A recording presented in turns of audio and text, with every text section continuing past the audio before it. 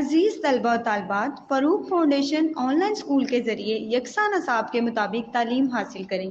अगर हमारी वीडियोस पसंद आएँ तो चैनल को सब्सक्राइब करें और दोस्तों के साथ शेयर करें और बेल आइकन को लाजमी दबाएं ताकि आइंदा आने वाली तालीमी वीडियोस आप हासिल कर सकें।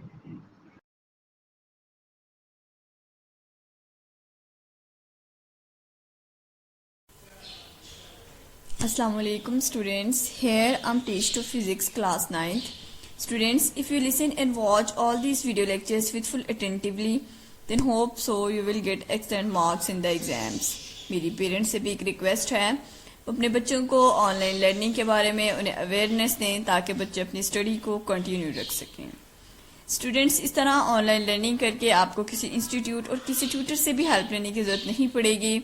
होप सो आपके बहुत सारे कंसेप्ट भी क्लियर होंगे। फ़रूक फाउंडेशन ऑनलाइन स्कूल के तहत आप ग्रेड 1 से लेकर ग्रेड 10 तक हमारे इस यूट्यूब चैनल पर ऑल वीडियो लेक्चर्स मौजूद हैं।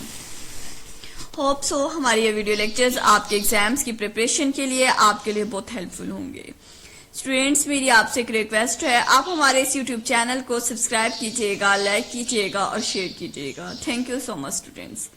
हम डिस्कस कर रहे हैं chapter number 1 which is physical quantities and measurement. Now today we discuss about the numericals. First हमारा न्यूमेरिकल प्रॉब्लम है 1.1। Express the following quantities using prefixes. हमारे पास गिवन क्वांटिटीज दी गई हैं जिनको हमने प्रीफिक्सेस में शो करना है। फर्स्ट वन हमारे पास है 5000 ग्राम। अब हमें पता है कि इसमें 3 जीरो हैं, तो इसको हम लोग साइंटिफिक नोटेशन में 10⁻³ में लिख सकते हैं। और जो 10⁻³ है बेसिकली वो हमारे पास इक्वल टू होती है किलो के। ठीक है, तो हम लोगों ने इसको प्रीफिक्सेस जो हैं किलो, मेगा, माइक्रो, ये हमारे पास प्रीफिक्सेस होते हैं। नेक्स्ट वन हमारे पास है 2,660 वॉट। तो हम इसको लिखेंगे, जो हमारे पास 6 जीरो हैं उनको 10⁻6 में कन्वर्ट कर लेंगे और 10⁻6 हमें पता है वो हमारे पास इक्वल टू होता है मेगा के। क्लियर। नेक्स्ट वन हमारे पास सी है 52 मल्टीप्लाई बाय 10⁻⁻6 किलोग्राम। तो हम लोग इसको लिखेंगे 5.2। अगर हम लोग डेसिमल पॉइंट्स यहाँ लेके आ रहे हैं तो 10⁻1 आ जाएगा और साथ में 10⁻10 एज इट रहा।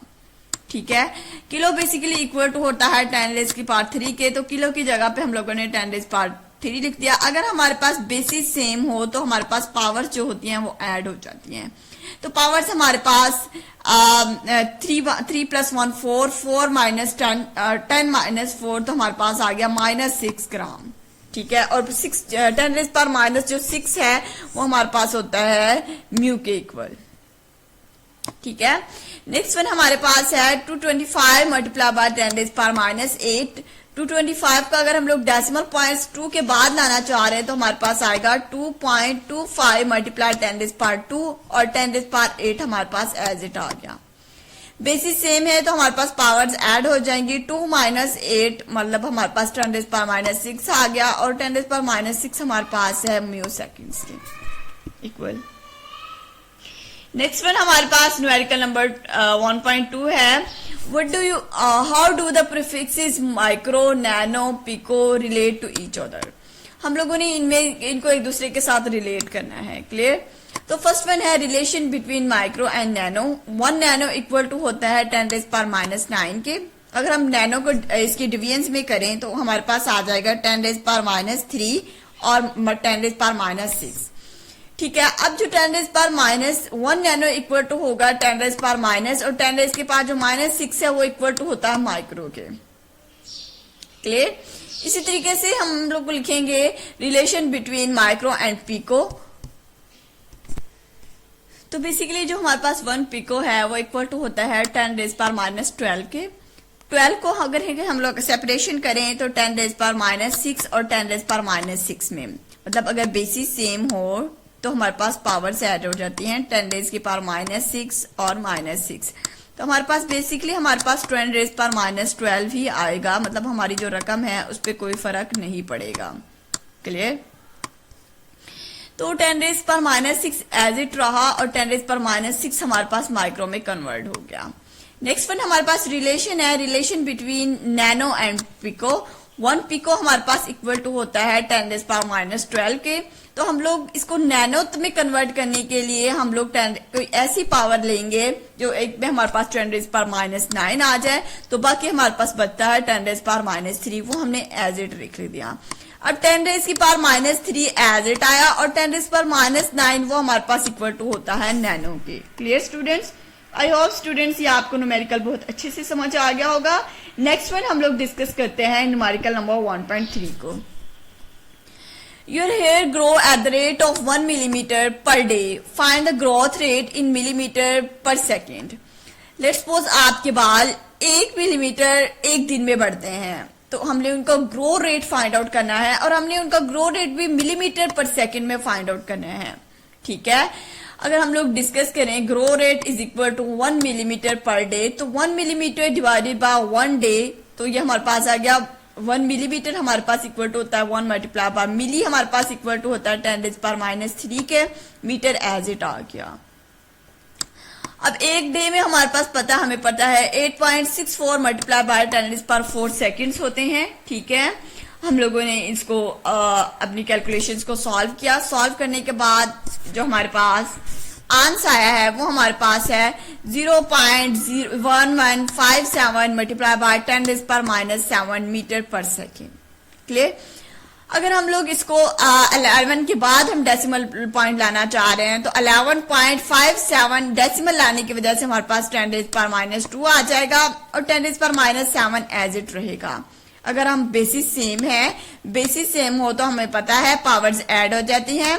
10⁻² -7, तो ये हमारे पास जो आंसर आ गया 10⁻⁹ हमारे पास -9 मीटर पर सेकेंड हमारे पास आंसर आ गया। अब 10⁻⁹ जो 9 है हमें पता है 10⁻⁹ जो 9 है वो हमारे पास इक्वल टू होती है नैनो के। ठीक है, तो हम लोगों ने 10⁻⁻9 की जगह पे हमने नैनो को प्लेस कर दिया, मतलब हम लोगों ने n को प्लेस कर दिया और मीटर पर सेकेंड हमारे पास एज इट रहा।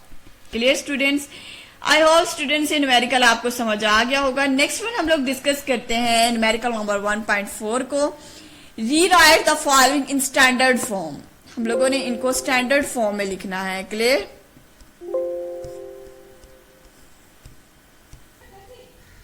स्टूडेंट फर्स्ट हमारे पास है 1168 मल्टीप्लाई बाय 10⁻⁻27। हमने उसको स्टैंडर्ड फॉर्म में लिखना है। तो फर्स्टली हम लोग डिस्कस करेंगे 10⁻1 मतलब कि जो 1 पॉइंट के बाद अगर हम डेसिमल लेके आना चाह रहे हैं, अगर हम डेसिमल यहाँ पे लाना चाह रहे हैं तो हमारे पास बाकी कितने डिजिट्स हैं 3, तो हम लोग 1.68 तो 10⁻³ लिखेंगे और 10⁻⁻27 हमारे पास एज इट रहा। ठीक है, 27 में से अगर हम लोग 3 को माइनस करें तो हमारे पास बचता है 10⁻24। क्लियर? सेकेंड वन हमारे पास है 32 मल्टीप्लाई बाय 10⁻5।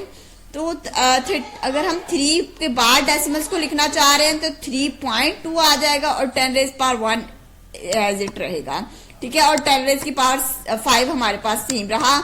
तो अगर हमारे पास बेसिस सेम हो तो पावर्स एड हो जाती हैं। 5 + 1 10⁻6 हमारे पास आंसर आ गया। क्लियर? नेक्स्ट वन हमारे पास है 725 मल्टीप्लाई बाय 10⁻⁻5 किलोग्राम। तो पॉइंट डेसिम हम इशारिया अगर हम लोग 7 के बाद लिखना चाह रहे हैं तो इशारिया के बाद हमारे पास कितनी रकमें हैं 2, तो हम लोग 10⁻2 एटलीस्ट सेम रहने देंगे और इसके बाद 10⁻⁻5 है वो एज इट रहेगा। तो 10⁻5 + 2 तो हमारे पास आ जाएगा 10⁻5 + 3, तो 10 ये 2 और ये 3, ये 5 आ गया और 5 -5 ऑलरेडी है तो ये हमारे पास कैंसल आउट हो जाएंगे। तो हमारे पास आंसर आएगा 7.25 ग्राम। क्लियर? नेक्स्ट हमारे पास है 0.02 मल्टीप्लाई बाय 10⁻8। अगर हम लोग 0.2 के बाद लिखना चाह रहे हैं 2.0 तो 10⁻2 आ जाएगा और 10⁻8 एज इट रहा। तो ये हमारे पास बन गया 10⁻10। 2.0 मल्टीप्लाई बाय 10⁻10 आ गया। Clear students? नेक्स्ट हमारे पास न्यूमेरिकल नंबर 5 है 1.5। Right the following quantities in standard form. 6400 kilometre, इसको हमने स्टैंडर्ड फॉर्म में लिखना है। तो 6.4 अगर हम 0.6 के बाद लिखना चाह रहे हैं तो ये हमारे पास है 1 2 3 डिजिट्स। तो हम 10⁻³ एज इट रहा, किलोमीटर लिख देंगे। 6.4 मल्टीप्लाई बाय 10⁻³ किलोमीटर आ गया। सिमिलरली स्टूडेंट्स, अगर हम लोग लिखना चाह 38,000 किलोमीटर है, अगर हम 3 के बाद अपना डेसिमल पॉइंट्स लिखना चाह रहे हैं तो पॉइंट अगर हम 3 के बाद लिखना चाह रहे हैं तो 3 के बाद कितने डिजिट्स हैं? 5 डिजिट्स हैं। तो हम लिखेंगे 3.8 multiply by 10⁻5 kilometre. Similarly students, अगर हम लिखना चाह रहे हो, अगर हमारे पास रकम हो 3,990 हो हमारे पास, तो अगर हम लोग डेसिमल पॉइंट 3 के बाद लिखना चाह रहे हैं तो 3.10⁸ मीटर पर सेकेंड लिख देंगे हम लोग। क्लियर? सिमिलरली स्टूडेंट्स, ये 1 डे है। 1 डे में को अगर हम लोग स्टैंडर्ड फॉर्म में लिखना चाह रहे हैं तो एक दिन में 24 घंटे होते हैं और उन 24 घंटों में 3600 सेकेंड्स होते हैं। तो 24 को जब हम लोग 3600 के साथ मल्टीप्लाई करेंगे तो हमारे पास 86400 सेकेंड्स आएगा। तो हम लोग इसको स्टैंडर्ड फॉर्म में इस तरह लिखते हैं। 8 के बाद हम लोग अपना डेसिमल पॉइंट लिखना चाह रहे हैं तो 8 के बाद हमारे पास कितनी रकमें हैं? 4। तो हम लोग लिखेंगे 8.64 multiply by 10⁻4 second. Clear students? I hope students आपको ये न्यूमेरिकल समझ आ गए होंगे। नेक्स्ट वन हम लोग डिस्कस करते हैं न्यूमेरिकल नंबर 1.6 को। स्टूडेंट्स, अब हम डिस्कस करेंगे न्यूमेरिकल नंबर 1.6 को। On closing the jaws of a vernier caliper, zero of the vernier scale is on the right of its main scale. यहाँ पे है कि जो वर्नियर स्केल का जो जीरो है वो राइट साइड के है, ठीक है। अब जब वर्नियर स्केल का जीरो मेन स्केल के जीरो के राइट साइड पे होता है तो ये हमारे पास है, ये हमारे पास पॉजिटिव जीरो एरर है। Such that the fourth division of its vernier scale coincide with one of the main scale. मतलब ये हमें कंफर्म हो गया कि अगर वो राइट साइड पे है तो वो हमारे पास पॉजिटिव जीरो एरर होगा। Clear? Find its zero correction, find its zero error and zero correction. हम लोगों ने इसमें जीरो एरर और जीरो करेक्शन को फाइंड आउट करना है। फर्स्टली हमें बता दिया गया है कि फोर्थ डिवीजन है वो वर्नियर स्केल के साथ कोइंसाइड कर रही है मेन स्केल की। अब जब हम जीरो एरर फाइंड आउट करते हैं तो हम इस डिवीजन को मल्टीप्लाई कर देते हैं वर्नियर कैलिपर के लीस्ट काउंट के साथ, ठीक है। अब हम इसको डिस्कस करते हैं। Number of divisions of the vernier scale हमारे पास 4 है और least count of the vernier calliper हमारे पास है 0.01 सेंटीमीटर। हमारे पास फोर्थ डिवीजन कंसाइड कर रही है तो फोर्थ को हम लोग मल्टीप्लाई कर देंगे least count of the vernier calliper, जो कि हमारे पास होता है 0.01 सेंटीमीटर। क्लियर? अब जब हम इसको मल्टीप्लाई करेंगे तो इसका आंसर आएगा 0.04 सेंटीमीटर। ये हमारे पास आ गया जीरो एरर। हमने स्टार्ट में ही डिस्कस कर लिया था हमारा जीरो एरर पॉजिटिव है, तो ये यहाँ पे हमारे पास पॉजिटिव ना भी साइन लगाएं तो कह रहे हैं कि वो पॉजिटिव को ही शो करता है। तो ये हमारे पास जीरो एरर है वो प्लस 0.04 सेंटीमीटर के इक्वल होगा। Clear students? अब हमने फाइंड आउट करना है जीरो करेक्शन को। अब अगर मैंने देखा कि अगर हमारा जीरो एरर पॉजिटिव है तो जीरो करेक्शन में हम लोग इसको सब्ट्रैक्ट करते हैं। जस्ट आपने ये करना है, आपके पास जो भी साइन आ रहा हो आप उसको नेगेटिव कर दें, ठीक है। नेगेटिव मीन्स कि अगर आपका पॉजिटिव साइन है तो हम उसको नेगेटिव कर देंगे, अगर हमारा नेगेटिव साइन है तो हम उसको पॉजिटिव कर देंगे। Clear students? तो जीरो करेक्शन हमारे पास आ जाएगी -0.04 सेंटीमीटर के इक्वल। Clear students? आई होप स्टूडेंट्स ये आपको न्यूमेरिकल समझ आ गया होगा। ना कर तो ये खुल जाएगा सारा। अब हम डिस्कस करते हैं न्यूमेरिकल नंबर 7 को। 1.7 A screw gauge has 50 divisions on a circular scale. The pitch of the screw gauge is 0.5 millimeter. What is the least count? इस न्यूमेरिकल में हमारे पास उसकी पिच गिवन है, उसके 50 डिवीजन्स हैं सर्कुलर स्केल की जो कि इंडेक्स लाइन के बिल्कुल सामने हैं। Clear? The pitch of the screw gauge is 0.5 millimetre. हमें पिच भी बता दी गई स्क्रू गेज की जो 0.5 मिलीमीटर है। What is is least count, हम लोगों ने इसमें लीस्ट काउंट फाइंड आउट करना है। क्लियर? तो फर्स्ट ऑफ ऑल अगर लीस्ट काउंट फॉर्मूला है वो हमारे पास है pitch of the screw gauge divided by number of circular scale divisions. हमारे पास जो स्क्रू गेज की जो पिच है वो है 0.5 मिलीमीटर, और जबकि जो सर्कुलर स्केल डिवीजन्स हैं वो है हमारे पास 50 डिवीजन्स। ठीक है, 0.5 को जब हम लोग 50 के साथ डिवाइड करेंगे तो हमारे पास आएगा 0.01 मिलीमीटर। मिली को अगर हम लोग सेंटीमीटर में कन्वर्ट करना चाहें तो हम इसको 10 के साथ मल्टीप्लाई करेंगे तो हमारे पास 0.001 सेंटीमीटर हमारे पास लीस्ट काउंट आ जाएगा, जो कि स्क्रू गेज का लीस्ट काउंट है। अगर आप इसको 0.01 लिखते हैं तो साथ में आप यूनिट्स को मेंशन करने होंगे मिलीमीटर, और अगर आपने इसको सेंटीमीटर में कन्वर्ट करना है तो 0.01 को जब आप 10 के साथ मल्टीप्लाई करेंगे तो आ जाएगा 0.001 centimetre. Clear students? Next one हम लोग डिस्कस करते हैं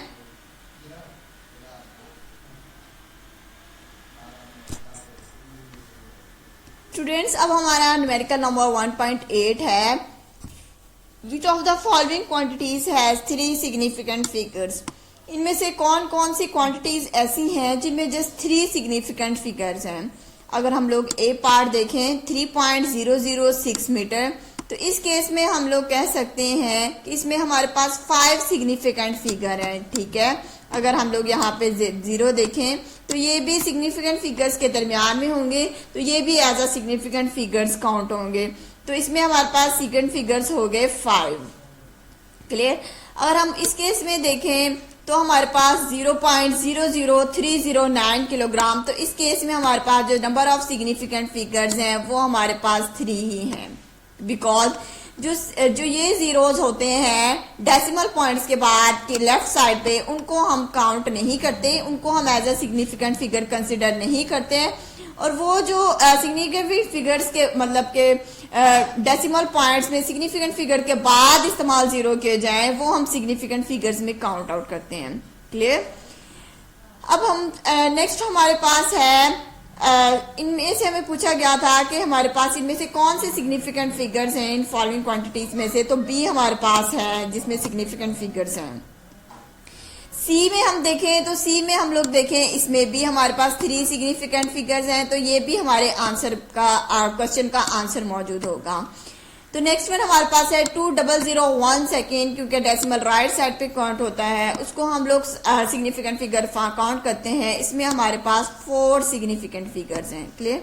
तो ये भी ऑप्शन करेक्ट नहीं है, तो हमारे 2 सिलेक्ट करने हैं जिसमें हमारे पास 3 सिग्निफिकेंट फिगर्स हो, तो हमारे पास बी ऑप्शन और सी ऑप्शन हमारे पास करेक्ट है। B and the C options are correct in which 3 significant figures. अब हम सॉल्व करते हैं न्यूमेरिकल नंबर 1.9 को। What are the significant figures in the following measurements. हम लोगों ने कुछ मेजरमेंट्स बताई गई हैं, इनमें हमसे ये पूछा गया है कि इन मेजरमेंट्स में सिग्निफिकेंट फिगर्स कितने हैं। अगर हम लोग पार्ट ए को देखें तो 1.009, तो इस केस में हमारे पास जो सिग्निफिकेंट फिगर्स हैं वो हैं 4। अगर हम लोग नेक्स्ट वन को देखें और जो हमारा ऑप्शन बी है 0.00450 किलोग्राम, अगर इसमें हम देखें तो जो ये वाले जीरोज हैं तो ये हमारे सिग्निफिकेंट फिगर्स नहीं हैं, बल्कि 450 ये हमारे पास 3 सिग्निफिकेंट फिगर्स हैं, तो बी में हमारे पास 3 सिग्निफिकेंट फिगर्स हैं। क्लियर?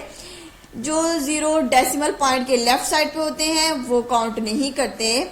ठीक है, अब हमारे पास ऑप्शन सी है 1.66 मल्टीप्लाई बाय 10⁻⁻27, तो इस केस में हमारे पास सिग्निफिकेंट जो फिगर हैं वो 3 हैं। Clear students? नेक्स्ट वन हमारे पास ऑप्शन डी है 2001 सेकेंड, तो इसमें अगर हम लोग देखें तो हमारे पास 4 सिग्निफिकेंट फिगर्स हैं। Clear students? ये था हमारे पास numerical number 9। I hope students ये आपको बहुत अच्छे से समझ आ गया होगा। हमने जस्ट इसमें हमें क्वांटिटीज गिवन है, हमने जस्ट ये बताना है इनमें कितने सिग्निफिकेंट फिगर्स हैं clearly. Clear students? Next one हम लोग हमारा जो लास्ट न्यूमेरिकल है वो हम डिस्कस करते हैं, न्यूमेरिकल नंबर 1.10।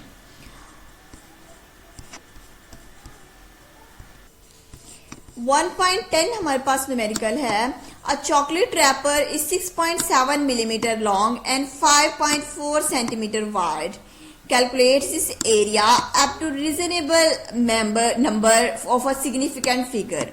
एक चॉकलेट रैपर है जिसकी जो लेंथ है वो 6.7 मीटर है, ठीक है, और इसकी जो विड्थ है वो 5.4 सेंटीमीटर है। हमसे ये कहा गया है कि हमने उसका एरिया कैलकुलेट करना है, ठीक है, लेकिन कंडीशन ये है कि up to reasonable number of significant figures, मतलब कि हम लोग इसमें जस्ट वो डिजिट्स लिखने हैं जो कि रीजनेबल नंबर्स होंगे सिग्निफिकेंट फिगर्स के लिए। तो फर्स्ट ऑफ ऑल हम लोग डाटा को, गिवन डाटा है जो हमारा, उसमें length of the chocolate wrapper जिसको हम लोग एल के साथ डोनेट करते हैं वो है हमारे पास 6.67 सेंटीमीटर, और width of the chocolate wrapper जिसे आपको हम लोगों ने डब्ल्यू के साथ डोनेट किया वो हमारे पास है 5.4 सेंटीमीटर, ठीक है। Area of a chocolate wrapper, इसको हम लोगों ने कैलकुलेट करना है और एरिया को हम लोग रिप्रेजेंट करते हैं ए के साथ, ठीक है, और जिसको हमने कैलकुलेट करना है। तो as we know that students, जो एरिया है वो एरिया इक्वल टू होता है लेंथ मल्टीप्लाई बाय विड्थ। हमारे पास लेंथ भी गिवन है और विड्थ भी गिवन है। अगर हम इसमें वैल्यूज पुट करें तो एरिया हमारे पास आ गया लेंथ हमारे पास है 6.67 और विड्थ हमारे पास है 5.4, ठीक है। हम इनको मल्टीप्लाई करेंगे, मल्टीप्लाई करने के आंसर जो हमारा आया है वो 36.018 सेंटीमीटर स्क्वायर, ठीक है। अब हमसे ये कहा गया है कि reasonable number of significant figures लिखने हैं आपने आंसर में, तो रीजनेबल जो नंबर्स हैं वो हमारे पास हैं 36 सेंटीमीटर के। हम लिख सकते हैं कि result as least number of significant figure in observed measurement are 2 which is 36 centimetre square. ये हमारा फाइनल आंसर होगा जिसमें reasonable number of significant figures होंगे। क्लियर स्टूडेंट्स, तो एरिया हमारे पास is equal to 36 centimetre square. आप ये स्टेटमेंट लिख भी सकते हैं कि यहाँ पे हमने according to question reasonable number of significant figures are 2 which is 36 centimetre square. I hope students ये आपको लेक्चर बहुत अच्छे से समझ आ गए होंगे। स्टूडेंट्स अपना बहुत सारा ख्याल रखिएगा। स्टूडेंट्स मेरी आपसे एक रिक्वेस्ट है, आप हमारे इस यूट्यूब चैनल को सब्सक्राइब कीजिएगा, लाइक कीजिएगा और शेयर कीजिएगा। Thank you so much students. Allah Hafiz.